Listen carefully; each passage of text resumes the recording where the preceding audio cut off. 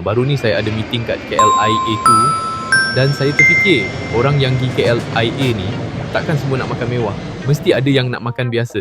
Makan nasi. So saya carilah pusing-pusing macam tak nampak ada food court. Ternampak Uncle Rogers jual nasi goreng. Okey lah, boleh try. Sekali masuk saya senyum. Yes! Kedai Uncle Rogers ni dalam food court. Saya pun masuk. Macam-macam brand ada. Dari Uncle Rogers kedai santan sampai ke brand yang saya tak berapa kenal. Tapi kat hujung elok je ada kedai nasi campur. Saya order lah nasi campur jimat sikit kan. Dan ni tak nak nampak pelik sangat, saya asyik rekod semua benda. Saya letak phone dalam poket. Dah jadi macam spy cam. Lepas tu saya makan, tapi saya pilih nak makan kat luar. Cari table dulu, ada anjung tinjau, best. Nampak view airport sambil makan. Dan bila nampak kapal terbang berlepas, ada satu perasaan excitement kat hati saya bila tengok kapal terbang berlepas ni. Tengok ramai pakcik-makcik masuk food court ni kat level departure depan Siumat. Agak pakcik-makcik ni travel ziarah anak kot yang duduk jauh.